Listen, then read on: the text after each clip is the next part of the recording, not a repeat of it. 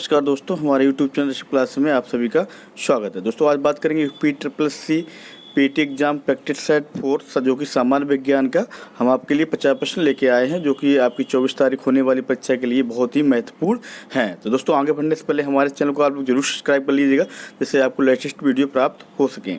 तो आइए दोस्तों देखते हैं पहला प्रश्न। दिल्ली में कुतुब मीनार दुनिया की सबसे ऊँची ईंट की बनी मीनार है, इनमें से कौन से राजा ने इसके निर्माण में योगदान नहीं दिया? तो दोस्तों कुतुबुद्दीन ऐबक जो है ने ही कुतुब मीनार का जो है निर्माण कराया था, और किसकी याद में? कुतुबुद्दीन बख्तियार काकी की याद में कराया था। इसको पूरा करने के लिए इल्तुतमिश ने इसे पूरा किया था, और फिरोज शाह तुगलक का भी योगदान है, और जबकि अलाउद्दीन खिलजी ने इसका योगदान नहीं दिया था। तो इसका सही ऑप्शन राइट हो जाएगा अलाउद्दीन खिलजी। अगला आता है, इनमें से किस लड़ाई में अंग्रेजों ने बंगाल के नवाब सिराजुद्दौला को हराया था? 1757 में प्लासी की लड़ाई, 1760 में वाड़ीवास की लड़ाई, 1761 में पानीपत की तीसरी लड़ाई, 1764 में बक्सर की लड़ाई। तो दोस्तों अंग्रेजों ने बंगाल के नवाब सिराजुद्दौला को जो है 1757 में प्लासी की लड़ाई में हराया था। तो इसका ए ऑप्शन राइट हो जाएगा। अगला देखते हैं, जैन धर्म में 3 रत्न दिए जाते हैं और उन्हें निर्वाण का मार्ग कहा जाता है, वे क्या हैं? दोस्तों जैन धर्म की जो स्थापना है वो महावीर स्वामी ने की थी, और इस धर्म के 3 रत्न जो हैं वो सही विश्वास, सही ज्ञान और सही आचरण हैं। तो दोस्तों इसका राइट ऑप्शन जो हो जाएगा वो डी ऑप्शन राइट हो जाएगा। अगला देखते हैं, ब्रिटिश शासन के आगमन से पहले भारत की स्वतंत्र अर्थव्यवस्था थी, उस समय निम्नलिखित में कौन सा जो है प्रमुख व्यवसाय नहीं था? तो दोस्तों ब्रिटिश उपनिवेश बनने से पूर्व भारत में 3 प्रमुख व्यवसाय जो थे वो इस प्रकार थे, कृषि थे, हस्तशिल्प थी और निर्माण भी था, मगर दोस्तों पर्यटन नहीं था। तो इसका डी ऑप्शन राइट हो जाएगा, पर्यटन नहीं था। अगला दोस्तों क्वेश्चन आता है कि कुछ भारतीय अर्थशास्त्री ब्रिटिश शासन के दौरान भारत की राष्ट्रीय आय का मूल्यांकन करने का प्रयास करते थे, निम्नलिखित में कौन सा अर्थशास्त्री नहीं है?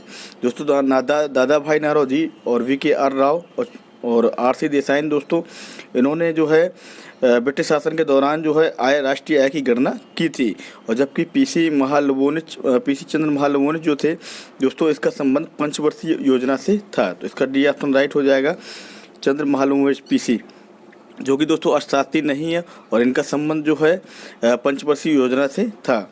अगला आता है दोस्तों, पागलपंथी विद्रोह वस्तु एक विद्रोह था, भीलों का, गारों का, गोंडों का या कोलियों का? दोस्तों पागलपंथी विद्रोह जो है गारों का विद्रोह था। इसकी शुरुआत जो है टीपू ने की थी।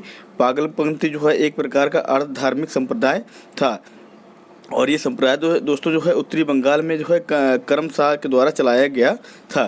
तो इसका राइट आंसर हो जाएगा गारों का। पागलपंथी जो विद्रोह का एक विद्रोह था वो गारों का था। तो बी ऑप्शन इसका राइट हो जाएगा। अगला देखते हैं दोस्तों, अगला है दोस्तों, खैरवार आदिवासी आंदोलन कब हुआ था? 1874 को, 1860 में, 1865 में, 1870 में? तो दोस्तों खैरवार आदिवासी आंदोलन जो है 1870 ईस्वी में भू राजस्व बंदोबस्त व्यवस्था के विरुद्ध जो हुआ था। तो इसका सी ऑप्शन राइट हो जाएगा, सॉरी डी ऑप्शन राइट हो जाएगा, 1870 ईस्वी में। अगला देखते हैं दोस्तों, निम्नलिखित युगों में कौन सा सही सुमेलित है? तो दोस्तों ये आंदोलन दिए गए और उनसे संबंधित व्यक्ति दिए गए। चंपाचढ़ जो सत्याग्रह है महात्मा गांधी, दोस्तों ये भी राइट हो जाएगा। अहमदाबाद श्रमिक मोरारजी देसाई, दोस्तों ये गलत हो जाएगा। खेड़ सत्याग्रह वल्लभ भाई पटेल। तो दोस्तों सी ऑप्शन इसका राइट हो जाएगा। फर्स्ट और इसके थर्ड जो है संबंधित व्यक्ति हैं। और दोस्तों ये भी याद करो, चंपाचढ़ सत्याग्रह दोस्तों 1917 को हुआ था, और जो खेड़ सत्याग्रह दोस्तों हुआ था वो हुआ था 1918 को। अगला क्वेश्चन आता है दोस्तों, 31 दिसंबर 1600 को किसने एक रॉयल चार्टर एक्ट जो है राजकीय अधिकार पत्र जारी कर ब्रिटिश ईस्ट इंडिया कंपनी के जो है पूर्वी देशों के साथ व्यापार करने का एक छत्र अधिकार दिया? रानी एलिजाबेथ ने, या जेम्स फर्स्ट ने, चार्ल्स फर्स्ट ने, क्रॉमवेल ने?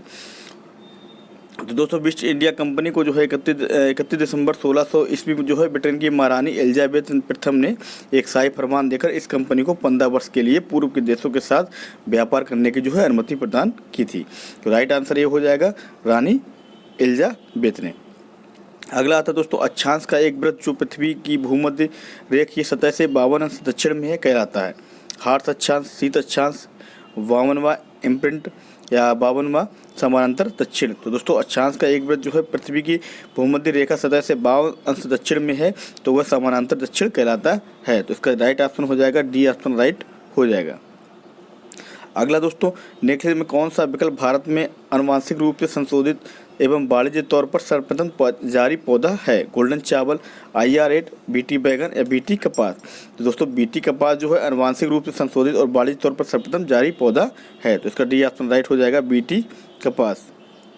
अगला दोस्तों देखते हैं, निम्नलिखित में कौन सी नदी जो है खंबात की खाड़ी में नहीं मिलती है? माही, साबरमती, कोयना या ताप्ती?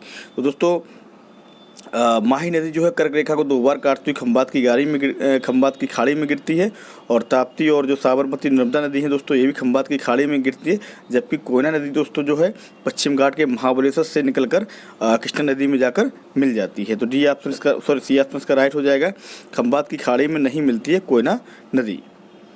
अगला दोस्तों आता है, मेघालय पठार की सबसे ऊंची चोटी कौन सी है? खासी जयंतिया पहाड़ियाँ, खारो पहाड़ियाँ, मिकर पहाड़ियाँ या शिलांग चोटी? दोस्तों मेघालय पठार की जो सबसे ऊंची चोटी है वो है शिलांग चोटी, जो कि मेघालय में स्थित है, तो इसका डी ऑप्शन राइट हो जाएगा, शिलांग चोटी। अगला दोस्तों आता है कि भूटिया जनजाति जो अपनी पारंपरिक विविधता, कला और पाक शैली को व्यापक रूप से जानी जाती है, किस राज्य में पाई जाती है? सिक्किम में, यहाँ थोड़ा ऑप्शन गलत है, नागालैंड में, अरुणाचल प्रदेश में या त्रिपुरा में? तो दोस्तों भूटिया जनजाति है दोस्तों वो सिक्किम में है, राज्य की है, और ये पूर्वोत्तर भाग में स्थित एक पर्वतीय राज्य है। और दोस्तों सिक्किम की राजधानी भी याद रखिएगा कहाँ पर है? गंगटोक में। और दोस्तों भारत के 70 राज्यों में सबसे कम जनसंख्या वाला राज्य सिक्किम ही है, तो इसका ए ऑप्शन राइट हो जाएगा, सिक्किम में। भूटिया जनजाति दोस्तों वो सिक्किम में पाई जाती है। अगला आता, केंद्र सरकार के विकास व्यय में शामिल नहीं है?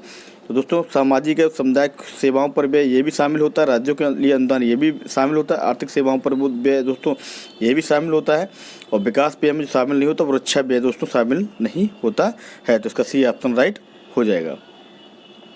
अगला आता है दोस्तों, राष्ट्रीय आय को क्या कहा जाता है? NDMP या NDFPFC या NNPP या NNPFC? तो दोस्तों राष्ट्रीय आय को जो है NNPFC कहा जाता है, तो डी ऑप्शन का राइट हो जाएगा। और दोस्तों भारत की जो राष्ट्रीय आय थी उसकी सर्वप्रथम गणना दोस्तों जो है दादा भाई नौरोजी ने की थी 1868 में शायद, और इनका जो उन्होंने अनुमान लगाया था वो प्रति व्यक्ति आय जो है 20 रुपये लगाया था। अगला दोस्तों आता है, निम्नलिखित में कौन से देश का संसार में धान उत्पादक में दूसरा स्थान है? चीन, यूएसए, रूस या भारत? तो दोस्तों FAQ के अनुसार जो है भारत का संसार में धान उत्पादक में दूसरा स्थान है, और चीन का प्रथम है दोस्तों, याद रखिएगा। इसका राइट ऑप्शन हो जाएगा भारत। तो दूसरा स्थान दोस्तों किसका है? भारत। और पहला स्थान दोस्तों किसका है? चीन का है, याद रखिएगा धान उत्पादन में। अगला दोस्तों आता है, 2011 की जनगणना के अनुसार उत्तर प्रदेश का सबसे अधिक जनसंख्या वाला शहर कौन सा है? तो दोस्तों 2011 की जनगणना के अनुसार कानपुर शहर की जनसंख्या जो है सबसे ज़्यादा है, जो सबसे अधिक जनसंख्या वाला शहर है, और जबकि दूसरे नंबर पर लखनऊ है। तो दोस्तों इसका राइट ऑप्शन हो जाएगा ए ऑप्शन, कानपुर। सबसे अधिक जनसंख्या वाला शहर दोस्तों जो है 2011 की जनगणना के अनुसार जो है वो कानपुर है। अगला दोस्तों आता है, NREGP का पूर्ण रूप क्या है? तो दोस्तों NREGP का जो पूर्ण रूप है वो राष्ट्रीय ग्रामीण रोजगार गारंटी कार्यक्रम है, और दोस्तों इतिहास का ये सबसे बड़ा ही रोजगार कार्यक्रम है। इसकी शुरुआत जो है 2 फरवरी 2006 में हुई थी, तो दोस्तों इसका सी ऑप्शन राइट हो जाएगा, राष्ट्रीय ग्रामीण रोजगार गारंटी कार्यक्रम। अगला देखते हैं दोस्तों, भारतीय संविधान का कौन सा अनुच्छेद जो है कानून के समक्ष समानता प्रदान करता है? 42वां संशोधन अधिनियम या 41वां संशोधन अधिनियम या 44वां संशोधन अधिनियम या 45वां संशोधन अधिनियम? तो दोस्तों मौलिक कर्तव्यों से संबंधित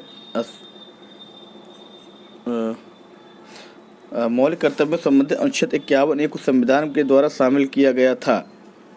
दोस्तों थोड़ा ऊपर वाला था, सॉरी, माफी चाहेंगे। भारतीय संविधान का कौन सा जो है अनुच्छेद कानून के समक्ष समानता प्रदान करता है? 12, 14, 17 या 21? तो दोस्तों इसका राइट ऑप्शन जो हो जाएगा बी ऑप्शन 14 हो जाएगा। अनुच्छेद 14 जो है कानून के समक्ष समानता प्रदान करता है, तो इसका बी ऑप्शन जो है वो राइट हो जाएगा।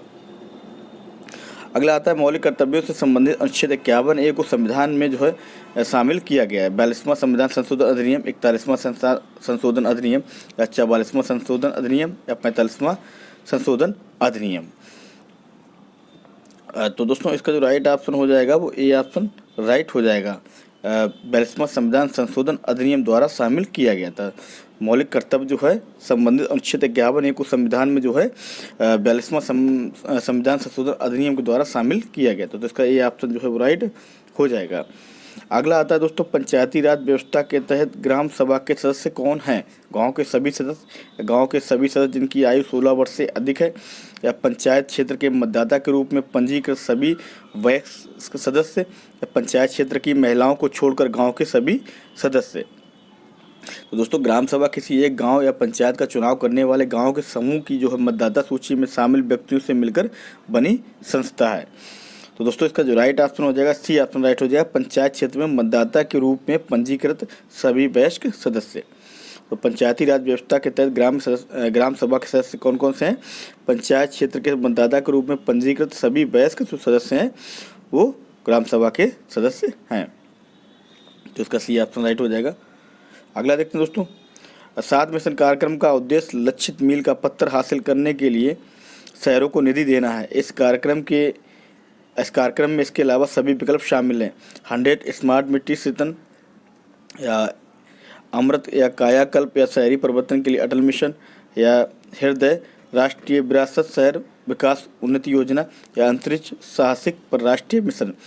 तो दोस्तों, 7 मिशन कार्यक्रम में दोस्तों 7 हैं। 100 स्मार्ट सिटी कार्यक्रम शामिल भी हैं, और अमृत या कायाकल्प शहरी परिवर्तन के लिए अटल मिशन भी शामिल है, और हृदय राष्ट्रीय विरासत शहर और विकास उन्नति योजना भी दोस्तों शामिल है, और इसके अलावा अंतरिक्ष साहसिक और राष्ट्रीय मिशन भी दोस्तों शामिल है, जो कि सबसे अलग है। यहाँ पर दोस्तों तक 7 मिशन कार्यक्रम का उद्देश्य लक्षित मील का पत्थर हासिल करने के लिए शहरों को निधि देना है। वो दोस्तों ये कार्यक्रम है अंशित साहसिक एप पर राष्ट्रीय मिशन। तो इसका डी ऑप्शन जो है वो राइट हो जाएगा। अगला दोस्तों आता है, अगस्त 2018 राज्यसभा के अध्यक्ष कौन हैं? तो दोस्तों इसका एक आंसर देख, यहाँ पर दोस्तों क्वेश्चन था, यथा अगस्त 2018 राज्यसभा के अध्यक्ष कौन है? M.K. वेंकैया नायडू, राजनाथ सिंह, प्रकाश जावड़ेकर, या रामविलास पासवान। तो दोस्तों अगस्त 2018 को भारत के राष्ट्रपति श्री M. वेंकैया नायडू जो हैं राज्यसभा के सभापति थे।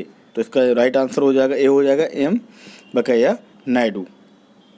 अगला आता है, यदि एक जीव विभाजन के एकल तल में 2 समान टुकड़ों में काटा जा सकता है तो उस जीव को कहते हैं त्रिज्यता सममित, या असममित, या अनुप्रस्थ सममित, या द्विपार्श्व सममित। तो दोस्तों जब एक जीव को विभाजन के एकल तल में जो है 2 समान टुकड़ों में काटा जा सकता है तो उस जीव को द्विपार्श्व सममित जीव कहते हैं। जैसे मानव हुआ, कीट हुआ, ऑक्टोपस, इनके तमाम एग्जाम्पल है। तो इसका राइट ऑप्शन हो जाएगा दोस्तों द्विपार्श्व सममित। अगला आता है दोस्तों, पाश्चुरीकृत दूध को उबाले बिना भी उपयोग किया जा सकता है क्योंकि यह हानिकारक जीवों से मुक्त होता है। इस प्रक्रिया के दौरान दूध को लगभग कितने सेंटीग्रेड पर गर्म किया जा सकता है? तो दोस्तों पाश्चुरीकृत विधि जो है दूध को 70 डिग्री सेंटीग्रेड से 15 से 30 सेकंड के लिए उबाला जाता है। तो इसका जो राइट आंसर हो जाएगा तो बी ऑप्शन राइट हो जाएगा, 15 से 30 सेकंड के लिए 70 डिग्री सेंटीग्रेड पर गर्म किया जा सकता है। तो बी ऑप्शन इसका राइट हो जाएगा। अगला आता है, निम्नलिखित में कौन सा अग्निशामक का सही उदाहरण है? HCl, CO, CO2 या NO2। दोस्तों कार्बन डाइऑक्साइड जो गैस अम्ल का समर्थन नहीं करती है तथा हवा से भारी होती है, जबकि इसके किसी ज्वाला पर फुरायित किया जाता है तो ये गैस उस पर ज्वाला के आसपास का स्थान घेरकर ऑक्सीजन की आपूर्ति को रोक देती है। दोस्तों का सी ऑप्शन जो राइट हो जाएगा, कार्बन डाइऑक्साइड जो है अग्निशामक का सही उदाहरण है। तो सी ऑप्शन राइट हो जाएगा, कार्बन डाइऑक्साइड। अगला दोस्तों आता है, निम्नलिखित में कौन सा एक भौतिक परिवर्तन है? ज्वालामुखी का फूटना, लोहे में जंग लगना, दही का जमना, बर्फ का पिघलना। दोस्तों यहाँ पर भौतिक परिवर्तन की बात की है तो ज्वालामुखी का फटना एक केमिकल रासायनिक परिवर्तन हो गया। लोहे में जंग लगना दोस्तों ये भी एक रासायनिक परिवर्तन है। दही का जमना ये भी दोस्तों रासायनिक परिवर्तन है। और एक बर्फ़ का पिघलना दोस्तों है, ये भौतिक परिवर्तन में आता है। तो इसका डी ऑप्शन हो जाएगा, भौतिक परिवर्तन जो है बर्फ़ का पिघलना हो जाएगा। अगला देखते हैं, सूची फर्स्ट को सूची फर्स्ट सेकंड से जो है सिलेमित कीजिएगा। तो दोस्तों इसका जो है खनिज जो है दोस्तों वो समाप्त होने योग्य है। ये इसका फर्स्ट का जो है वो थर्ड हो जाएगा दोस्तों, खनिज जो है समाप्त होने योग्य हो जाएगा। सौर ऊर्जा दोस्तों है असमाप्त होने योग्य है, तो ये फोर्थ वाला हो जाएगा। और बायोगैस की दोस्तों अगर बात करें तो मीथेन द कार्बन डाइऑक्साइड है, ये इसका संबंध 2 सेकंड से हो जाएगा। वन आरोपण की बात करें दोस्तों तो इसका संबंध जो है वर्षा से हो जाएगा। दोस्तों इससे इसका राइट जो आंसर है वो इसका ए ऑप्शन राइट हो जाएगा। 3, 4, 2, 1 मैच करना था। अगला दोस्तों आता है निम्नलिखित में किसको प्रातःकालीन शांत स्थल कहा जाता है? फिलीपींस को, जापान को, ताइवान को या कोरिया को? दोस्तों प्रातःकालीन शांत स्थल दक्षिण कोरिया को कहा जाता है, क्योंकि दक्षिण कोरिया का सुदूर पूर्व का अंग है और दक्षिण कोरिया की राजधानी भी सियोल है। दोस्तों इसका राइट ऑप्शन हो जाएगा वो डी ऑप्शन हो जाएगा, कोरिया को शांत स्थल कहा जाता है, कोरिया को, याद रखिएगा। अगला आता है राम सेतु शुरू होता है धनुषकोडी से या मंडप से या पंबन से या रामेश्वर से? दोस्तों राम सेतु भारत के अंतिम छोर धनुषकोडी से प्रारंभ होता है और राम सेतु है तमिलनाडु भारत के दक्षिण पूर्वी तट के किनारे रामेश्वर द्वीप तथा श्रीलंका के उत्तर पश्चिमी तट पर मन्नार द्वीप चूना पत्थर में एक बनी श्रृंखला है। तो इसका जो राइट ऑप्शन हो जाएगा राम सेतु शुरू होता है धनुषकोडी से, तो ये ऑप्शन इसका राइट हो जाएगा। अगला दोस्तों आता है सूची फर्स्ट को सूची सेकंड से इसका मिलान कीजिएगा। तो दोस्तों उकाई जो है वो गुजरात की है और पतरातू झारखंड, पेंच जो हो जाएगा मध्य प्रदेश का। उकाई कहाँ दोस्तों? गुजरात। और पतरातू दोस्तों झारखंड और पेंच दोस्तों मध्य प्रदेश का है ये। और डहाबोल दोस्तों हो जाएगा महाराष्ट्र के। तो दोस्तों इसका जो राइट ऑप्शन हो जाएगा वो सी ऑप्शन राइट हो जाएगा, 2, 1, 4, 3। अगला आता है दोस्तों काजीरंगा किसके लिए प्रसिद्ध है? गैंडा के लिए, बाघ के लिए, पक्षी के लिए या शेर के लिए? तो दोस्तों सभी को पता है काजीरंगा मुख्यतः गैंडा के लिए ही माना जाता है। और काजीरंगा जो राष्ट्रीय उद्यान दोस्तों है वो कहाँ पर स्थित है? दूसरी बात है कि ये असम में स्थित है। तो दोस्तों इसका राइट ऑप्शन क्या हो जाएगा? गैंडा के लिए, ये ऑप्शन राइट हो जाएगा। और ये कहाँ पर स्थित है? असम में। सन सिटी अवस्थित है इटली में, जापान में, मैक्सिको में या दक्षिण अफ्रीका में? दोस्तों दक्षिण अफ्रीका में जो सन सिटी जो है अवस्थित है। और दोस्तों सन सिटी जो है किसके लिए मशहूर है? लग्जरी रिसोर्ट और कैसीनो के लिए मशहूर है। तो इसका जो राइट ऑप्शन हो जाएगा डी ऑप्शन हो जाएगा, सन सिटी अवस्थित है दक्षिण अफ्रीका में। अगला दोस्तों आता है कि दुग्ध के अग्रणी उत्पादकों का सही अवरोही क्रम है। दुग्ध के अग्रणी उत्पादक है देश हैं, उनका सही क्रम क्या है? तो दोस्तों उनका सही क्रम बता दे रहे हैं। नंबर 1 पे आता है भारत, इसके बाद अमेरिका आता है दोस्तों, इसके बाद चीन आता है, इसके बाद रूस आता है, इसके बाद जर्मनी आएगा। तो उसका दोस्तों बी ऑप्शन राइट हो जाएगा। भारत फिर आता है संयुक्त राज्य अमेरिका, फिर चीन दोस्तों, फिर रूस। नंबर 1 पर भारत है। अगला आता है विलुप्त होने वाली प्रजातियां की सूचीबद्धता होती है डेड स्टॉक बुक में, रेड डाटा बुक में या लाइव स्टॉक बुक में या उपयुक्त में से कोई नहीं? दोस्तों विलुप्त होने वाली प्रजातियों को जो है वो रेड डाटा बुक में शामिल किया जाता है। ये क्वेश्चन कई बार पूछा गया है तमाम प्रतियोगी परीक्षाओं में दोस्तों, याद रखिएगा। तो इसका बी ऑप्शन राइट हो जाएगा, रेड डाटा बुक में जो प्रजातियाँ लुप्त हो जाती हैं उनको रेड डाटा बुक में संरक्षित करके रखा जाता है। अब दोस्तों यहाँ पर बात कर रहे हैं अगला प्रश्न, सूची फर्स्ट को सूची सेकंड से मिलान कीजिए। जैव मंडल दिए गए हैं और जैव मंडल स्थान के जो किस वर्ष मतलब इनको स्थापना वर्ष कहा गया है, दिया गया नाम। दोस्तों नीलगिरी जो है वो 1986 है, याद रखिएगा, नीलगिरी 1986। और नंदा देवी दोस्तों 1988 हो जाएगा। और सुंदरबन है 1989 में स्थापना वर्ष है इसका। और कंचनजंगा 2000 में। तो दोस्तों इस हिसाब से इसका राइट ऑप्शन बी वाला हो जाएगा, 4, 3, 2, 1। अगला देखते हैं दोस्तों, निम्नलिखित नगरों में कौन राष्ट्रीय राजधानी क्षेत्र में अवस्थित है? तो एनसीआर में मतलब 3 राज्य में शामिल आता है दोस्तों, तो वो कौन सा है? अम्बाला, खुर्जा, करनाल या रोहतक? तो दोस्तों एनसीआर में 3 राज्य शामिल है, खुर्जा भी है, करनाल भी है और रोहतक भी है। तो दोस्तों इसका डी ऑप्शन राइट हो जाएगा, एनसीआर में जो खुर्जा, करनाल और रोहतक है। तो इसका डी ऑप्शन राइट हो जाएगा, सेकंड, थर्ड, फोर्थ। उन्होंने दोस्तों पूछा था निम्नलिखित नगरों में कौन जो है राष्ट्रीय राजधानी क्षेत्र में अवस्थित है? तो ये खुर्जा, करनाल और रोहतक जो है अवस्थित है। अगला देखते हैं दोस्तों, ऑस्ट्रेलिया तैराक साइना जैक पर अनजाने में जो है डोपिंग का दोषी पाए जाने के कारण कितने साल का प्रतिबंध लगा दिया है? 4 साल, 5 साल, 2 साल या 3 साल। तो दोस्तों 2 साल के लिए जो है प्रतिबंध लगा दिया है। ऑस्ट्रेलिया तैराक थे दोस्तों, इनका नाम था साइना जैक को अनजाने में डोपिंग का दोषी करार पाने पर जो है 2 साल की सजा की प्रतिबंध दी गई और टोक्यो ओलंपिक में शुरू होने से पहले ख़त्म हो जाएगी। और साइना को जो है 2019 विश्व चैंपियन से पहले स्टेरॉयड जो है पदार्थ के लिए इस्तेमाल का जो है इसके लिए दोषी पाया गया था। तो इसका सी ऑप्शन राइट हो जाएगा 2 साल। अगला देखते हैं दोस्तों, अंतर्राष्ट्रीय छात्र दिवस निम्नलिखित किस दिन मनाया जाता है? 17 नवंबर, 20 जनवरी, 12 मार्च, 20 जून। तो दोस्तों हर साल जो है 17 नवंबर को दुनिया भर के छात्रों के द्वारा अंतर्राष्ट्रीय छात्र दिवस मनाते हैं। तो याद रखिएगा 17 नवंबर को जो है छात्र दिवस अंतर्राष्ट्रीय मनाया जाता है। तो ये ऑप्शन सही हो जाएगा 17 नवंबर।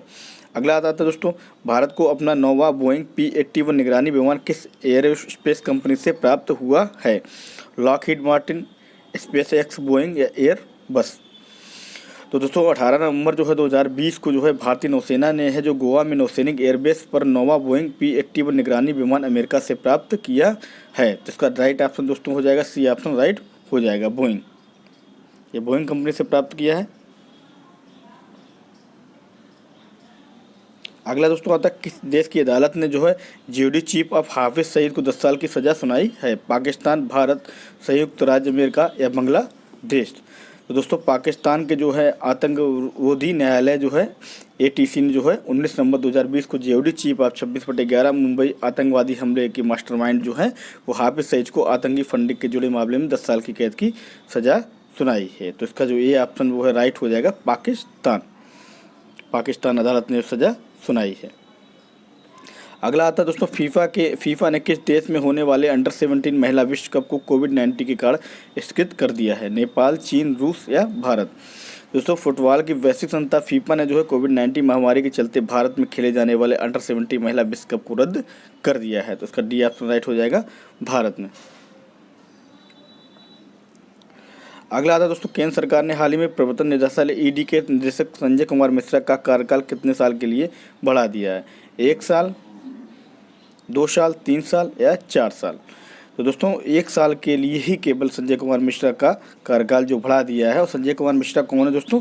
तो ये ED के निदेशक हैं, याद रखिएगा 1 साल के लिए बढ़ाया है। अगला आता है दोस्तों, भारत ने किस तारीख तक अनुसूचित अंतर्राष्ट्रीय वाणिज्यिक यात्रिक उड़ानों पर प्रतिबंध बढ़ा दिया है?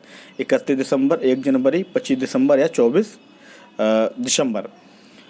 तो दोस्तों 26 नवंबर 2020 को जो है नागरिक उड्डयन महानिदेशालय ने जो है भारत सरकार के मौजूदा कोविड-19 महामारी के कारण जो है 31 दिसंबर 2020 तक जो है बढ़ाने का निर्णय लिया है। तो इसका राइट ऑप्शन हो जाएगा ए ऑप्शन, 31 दिसंबर तक।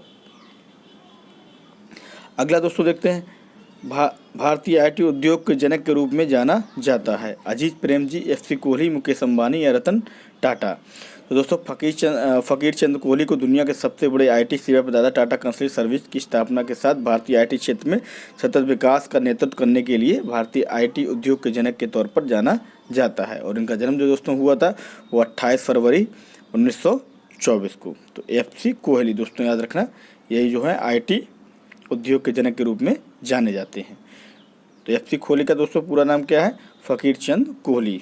नाम भी फकीर है और दुनिया के सबसे बड़े अमीर आदमी हैं।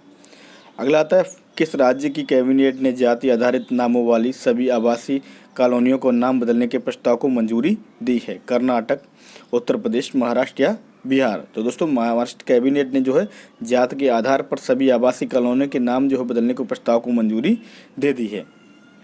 तो इसका राइट ऑप्शन कौन सा हो जाएगा? कौन से दोस्तों राज्य ने? महाराष्ट्र राज्य ने जो है कैबिनेट में जो है जाति आधारित नामों वाली जो है आवासीय कॉलोनियों का नाम बदलने का प्रस्ताव को जो है मंजूरी दी है महाराष्ट्र सरकार ने। अगला दोस्तों लास्ट क्वेश्चन है कि किस राज्य ने जो है सरकारी योजनाओं के वितरण के लिए द्वारे सरकार कार्यक्रम शुरू किया है? असम, पश्चिम बंगाल, बिहार और झारखंड। तो दोस्तों पश्चिम बंगाल सरकार ने अपने राज्य में जो है विभिन्न सरकारी योजनाओं को डोर स्टेप डिलीवरी के लिए जो है 1 दिसंबर 2020 को द्वारे सरकार कार्यक्रम नाम से एक जो है विशाल आउटरीच कार्यक्रम शुरू किया है। तो दोस्तों पश्चिम बंगाल की जो सरकार ने सरकारी योजनाओं के वितरण के लिए द्वारे सरकार कार्यक्रम का जो है शुरू किया है। तो इसका बी ऑप्शन जो है वो राइट हो जाएगा, पश्चिम बंगाल। तो दोस्तों आज के ये थे आपके 50 प्रश्न दोस्तों। फिर आप नेक्स्ट डे पर हम दोस्तों फिर लेकर आएंगे करंट अफेयर का प्रैक्टिस सेट, जो कि आपके लिए बहुत ही महत्वपूर्ण होगा। तो दोस्तों आज के लिए इतना ही, धन्यवाद।